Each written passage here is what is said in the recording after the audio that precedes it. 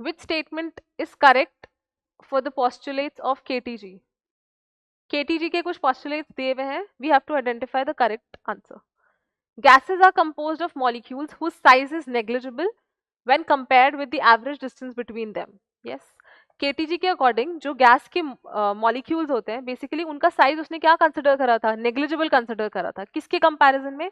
जो gases molecules के बीच का जो डिस्टेंस होता है उनके कंपैरिजन में जो गैस मॉलिक्यूल्स का साइज होता है वो नेग्लिजिबल होता है। ठीक है, ऑलमोस्ट 10 टाइम्स का डिफरेंस आ जाता है, 10 का फैक्टर का डिफरेंस होता है, तो ये तो करेक्ट है।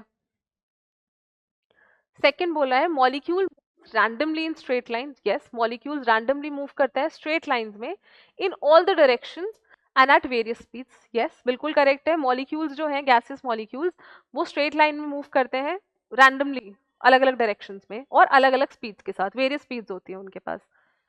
When molecules collide with one another, तो ये भी करेक्ट है।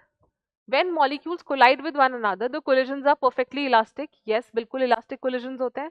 In an elastic collision, the loss of kinetic energy takes place. No, no, no, no, no. This is incorrect. Loss नहीं होता kinetic energy का. Kinetic energy remains the same. इसीलिए तो elastic collision है. Total momentum and kinetic energy is conserved. So this is wrong. तो 1 and 2 correct है. Third तो नहीं हो सकता. वाह, ये तो वैसे ही हो गया. यहाँ थर्ड करेक्ट ही पूछा है ना हमसे. हाँ, 3 रॉन्ग है. आंसर तो ए है. फोर्थ भी देख लेते हैं. The average kinetic energy of a molecule is proportional to the absolute temperature. Yes, 3/2 kT kinetic energy जो होती है, average kinetic energy, that is 3/2 K into temperature. So अगर टेम्परेचर सेम है तो काइनेटिक एनर्जी सेम है, और अगर temperature change हो रहा है तो काइनेटिक एनर्जी उसके अकॉर्डिंग प्रोपोर्शनैलिटी में चेंज हो जाएगी. सो 1, 2 एंड 4 आर करेक्ट. ठीक है, तो इसका क्या हो जाएगा? Option number A.